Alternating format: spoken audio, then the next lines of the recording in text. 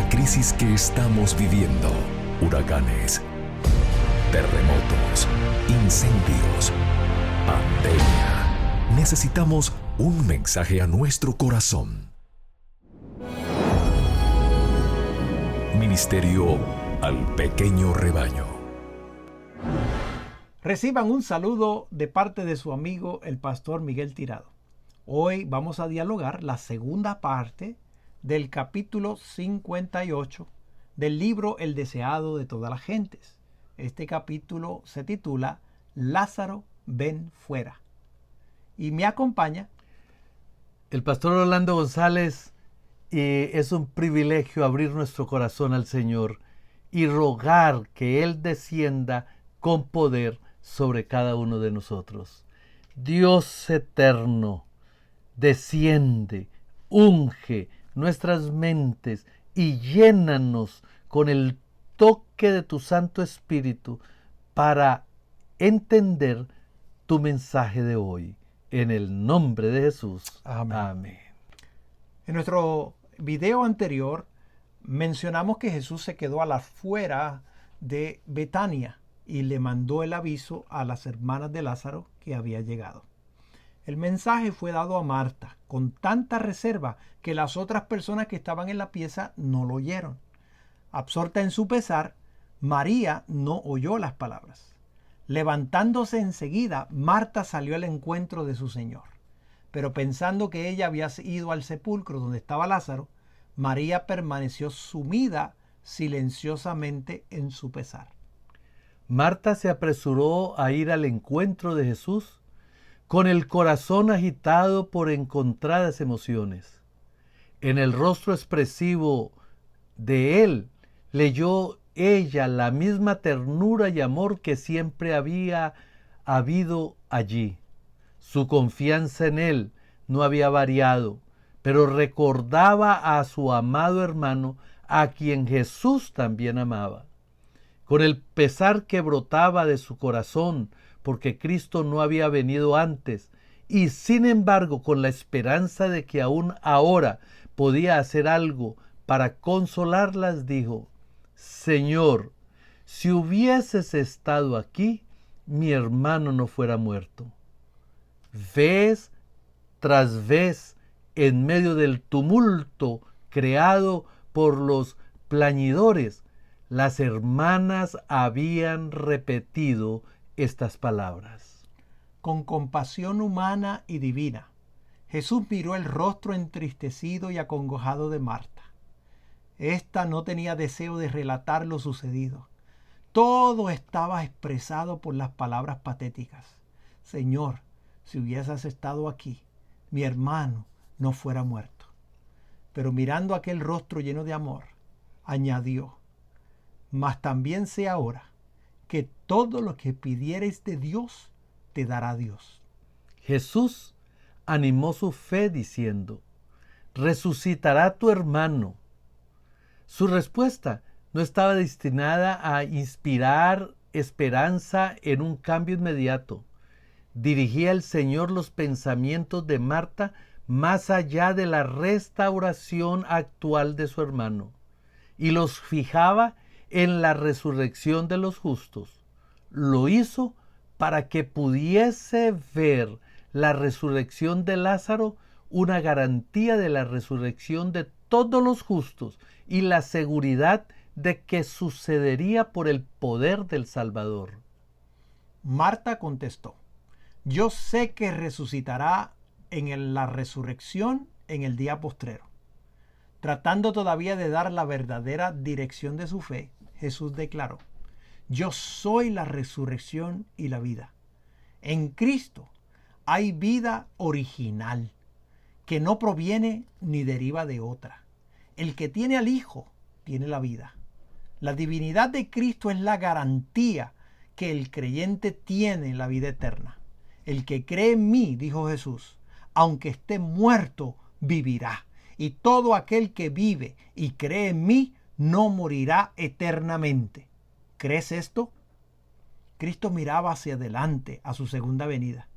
Entonces los justos muertos serán resucitados incorruptibles y los justos vivos serán trasladados al cielo sin ver la muerte. El milagro que Cristo estaba por realizar al resucitar a Lázaro de los muertos representaría la resurrección de todos los justos muertos. Por sus palabras y por sus obras se declaró el autor de la resurrección. El que iba a morir pronto en la cruz estaba allí con las llaves de la muerte, vencedor del sepulcro, y aseveraba su derecho y poder para dar vida eterna. A las palabras del Salvador, ¿crees esto? Marta respondió, sí, Señor, yo he creído que tú eres el Cristo, el Hijo de Dios, que has venido al mundo. No comprendía en todo su significado las palabras dichas por Cristo, pero confesó su fe en su divinidad y su confianza de que él podía hacer cuanto le agradase. Y esto dicho fuese, y llamó en secreto a María, su hermana, diciendo, el Maestro está aquí y te llama. Dio su mensaje en forma tan queda como le fue posible, porque los sacerdotes y príncipes estaban listos para arrestar a Jesús en cuanto se les ofreciese la oportunidad. Los clamores de las plañideras impidieron que las palabras de Marta fuesen oídas. Al recibir el mensaje, María se levantó apresuradamente y con mirada y rostros anhelantes salió de la pieza. Pensando que iba al sepulcro a llorar, las plañideras la siguieron. Cuando llegó al lugar donde Jesús estaba, se postró a sus pies y dijo con labios temblorosos, Señor, si hubieras estado aquí no fuera muerto mi hermano. Los clamores de las plañideras eran dolorosos y ella anhelaba poder cambiar algunas palabras tranquilas a solas con Jesús, pero conocía la envidia y los celos de que albergaban contra Cristo en su corazón algunos de los presentes y se limitó a expresar su pesar. Jesús entonces, como la vio llorando, y a los judíos que habían venido juntamente con ella llorando, se conmovió en espíritu y turbóse. Leyó el corazón de todos los presentes. Veía que en muchos lo que pasaba como demostración de pesar era tan solo fingimiento. Sabía que algunos de los del grupo que manifestaban ahora un pesar hipócrita estarían antes de mucho maquinando la muerte, no solo del poderoso taumaturgo, sino del que iba a ser resucitado por los muertos. Cristo podría haberlos despojado de su falso pesar, pero dominó su justa indignación. No pronunció las palabras que podrían haber pronunciado con toda verdad, porque amaba a la que, arrodillada a sus pies con tristeza, creía verdaderamente en él. ¿Dónde lo pusiste?, preguntó. Dícele, Señor, ven y ve. Juntos se dirigieron a la tumba. Era una escena triste. Lázaro había sido muy querido y sus hermanas le lloraban con corazón quebrantado, mientras que los que habían sido sus amigos mezclaban sus lágrimas con las de las hermanas enlutadas. A la vista de esta angustia humana y por el hecho de que los amigos afligidos pudiesen llorar a sus muertos, mientras el Salvador del mundo estaba al lado, lloró Jesús. Aunque era hijo de Dios, había tomado sobre sí la naturaleza humana y le conmovía el pesar humano. Su corazón compasivo y tierno se conmueve, siempre de simpatía hacia los dolientes. Llora con los que lloran y se regocija con los que se regocijan. No era solo por su simpatía humana hacia María y Marta por lo que Jesús lloró. En sus lágrimas había un pesar que superaba tanto al pesar humano como los cielos superan la tierra. Cristo no lloraba por Lázaro, pues iba a sacarle de la tumba. Lloró porque muchos de los que estaban ahora llorando por Lázaro maquinarían pronto la muerte de aquel que era la resurrección y la vida. Pero cuán incapaces eran los judíos de interpretar debidamente sus lágrimas.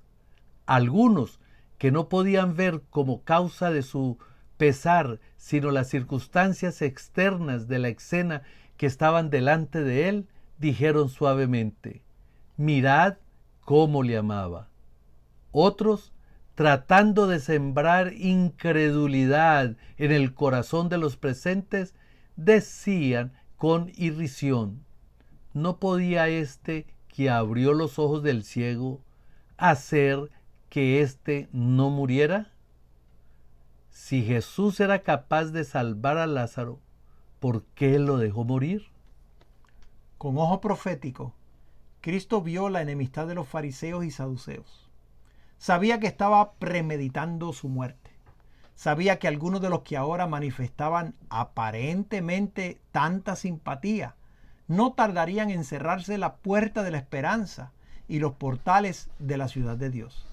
Estaba por producirse en su humillación y crucifixión una escena que traería como resultado la destrucción de Jerusalén.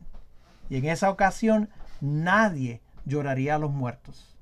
La retribución que iba a caer sobre Jerusalén quedó plenamente retratada delante de él.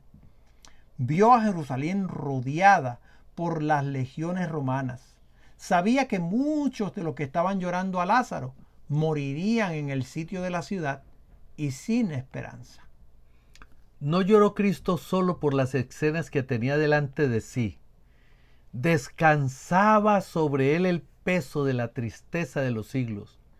Vio los terribles efectos de la transgresión de la ley de Dios. Vio que en la historia del mundo, empezando con la muerte de Abel, había existido sin cesar el conflicto entre lo bueno y lo malo. Mirando a través de los años venideros, vio los sufrimientos y el pesar, las lágrimas y la muerte que había de ser la suerte de los hombres. Su corazón fue traspasado por el dolor de la familia humana, de todos los siglos y de todos los países. Los ayes de la raza pecaminosa pesaban sobre su alma, y la fuente de sus lágrimas estalló mientras anhelaba aliviar toda su angustia. Y Jesús, conmoviéndose otra vez en sí mismo, vino al sepulcro.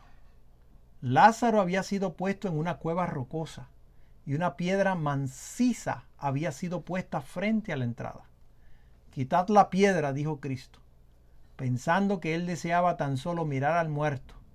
María objetó diciendo que el cuerpo había estado en sepulcro 4 días y que la corrupción había empezado ya su obra. Esta declaración, hecha antes de la resurrección de Lázaro, no dejó a los enemigos de Cristo lugar para decir que había subterfugio. En lo pasado, los fariseos habían hecho circular falsas declaraciones acerca de las más maravillosas manifestaciones del poder de Dios. Cuando Cristo devolvió la vida a la hija de Jairo, había dicho: la muchacha no es muerta, mas duerme. Como ella había estado enferma tan solo un corto tiempo y fue resucitada inmediatamente después de su muerte, los fariseos declararon que la niña no había muerto, que Cristo mismo había dicho que estaba tan solo dormida. Habían tratado de dar impresión de que Cristo no podía sanar a los enfermos, que habían engaños en sus milagros. Pero en este caso, nadie podía negar que Lázaro había muerto. Cuando el Señor está por hacer una obra, Satanás induce a alguno a objetar. Quitad la piedra, dijo Cristo. En cuanto sea posible, preparar el camino para mi obra. Pero la naturaleza positiva y ambiciosa de Marta se manifestó. Ella no quería que el cuerpo ya en descomposición fuese expuesto a las miradas. El corazón humano es tardo para comprender las palabras de Cristo, y la fe de Marta no había asimilado el verdadero significado de su promesa. Cristo reprendió a Marta, pero sus palabras fueron pronunciadas con la mayor amabilidad. ¿No te he dicho que si creyeres verás la gloria de Dios? ¿Por qué habrías de dudar de mi poder?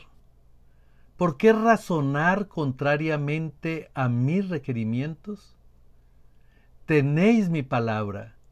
Si queréis creer, veréis la gloria de Dios. Las imposibilidades naturales no pueden impedir la obra omnipotente. El escepticismo y la incredulidad no son humildad.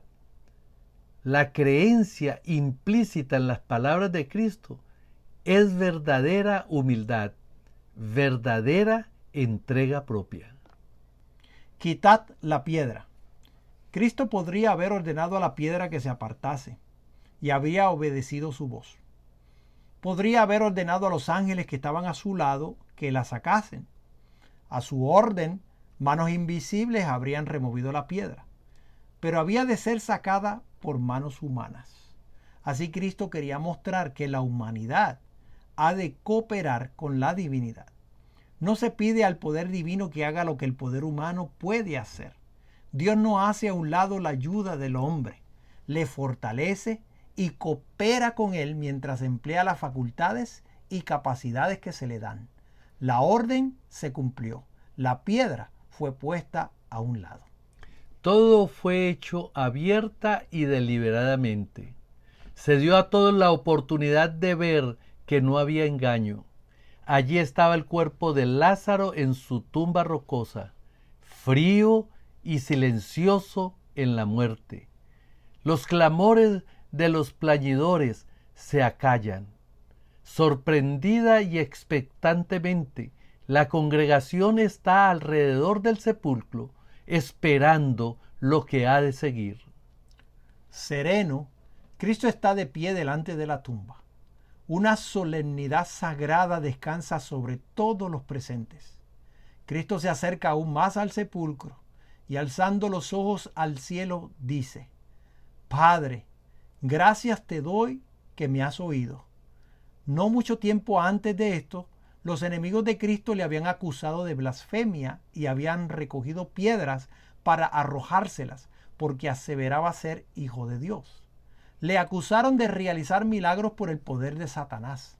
Pero aquí Cristo llama a Dios su Padre y con perfecta confianza declara que es hijo de Dios. En todo lo que hacía, Cristo cooperaba con su Padre. Siempre se esmeraba por hacer evidente que no realizaba su obra independientemente. Era por la fe y la oración como hacía sus milagros. Cristo deseaba que todos conociesen su relación con su Padre. Padre, dijo, gracias te doy que me has oído, que yo sabía que siempre me oyes, mas por causa de la compañía que está alrededor, le dije, para que crean que tú me has enviado. En esta ocasión, los discípulos y las gentes iban a recibir la evidencia más convincente de la relación que existía entre Cristo y Dios. Se les había de demostrar que el aserto de Cristo no era una mentira. Y habiendo dicho estas cosas, clamó a gran voz: Lázaro, ven fuera. Su voz clara y penetrante entra en los oídos del muerto. La divinidad fulgura a través de la humanidad. En su rostro, iluminado por la gloria de Dios, la gente ve la seguridad de su poder. Cada ojo está fijo en la entrada de la cueva. Cada oído está atento al menor sonido. Con interés intenso y doloroso, aguardan todos la prueba de la divinidad de Cristo, la evidencia que ha de comprobar su aserto de que es el Hijo de Dios o extinguir esa esperanza para siempre. Hay agitación en la tumba silenciosa, y el que estaba muerto se pone de pie a la puerta del sepulcro. Sus movimientos son trabados por el sudario en que fuera puesto, y Cristo dice a los espectadores asombrados: desatadle y dejadle ir. Vuelve a serles demostrado que el obrero humano ha de cooperar con Dios. La humanidad ha de trabajar por la humanidad. Lázaro queda libre y está de pie ante la congregación, no demacrado por la enfermedad, ni con miembros débiles y temblorosos, sino como un hombre en la flor de la vida, provisto de una noble virilidad. Sus ojos brillan de inteligencia y de amor por su Salvador. Se arroja a los pies de Jesús para adorarle. Los espectadores quedan al principio mudos de asombro. Luego sigue una inefable escena de regocijo y agradecimiento. Las hermanas reciben a su hermano vuelto a la vida como el don de Dios y con lágrimas de gozo expresan en forma entrecortada su agradecimiento al Salvador. Y mientras el hermano, las hermanas y los amigos se regocijan en esta reunión, Jesús se retira de la escena. Cuando buscan al dador de la vida, no le pueden hallar. Qué extraordinario, querido amigo. El poder sobre la muerte y quien es vida, nuestro Señor Jesucristo. Él es nuestro Salvador y nuestro Redentor. Venid y estemos a cuentas. En algún momento, nuestros seres amados que descansan escucharán el llamado para salir fuera. Y quienes estemos vivos, escucharemos el llamado para ser transformados de gloria en gloria. Depositemos nuestra confianza en aquel que es vida para vida eterna y dependamos de su gracia por todos los días que el Señor tiene para nosotros. Te invito a orar. Amoroso Padre, qué maravillosa evidencia de que su Hijo tiene el poder de exterminar la muerte. Qué historia tan maravillosa de que tenemos nosotros la garantía y la seguridad de que si conocemos la muerte, resucitaremos y estaremos contigo la eternidad. Gracias. No tenemos palabras para agradecer el regalo de la vida eterna. En el nombre de Jesús. Amén. Amén, Señor. Comparte Amén. este mensaje con tus amigos. Esto ha sido un mensaje al pequeño rebaño. Dios te bendiga. Bendiciones.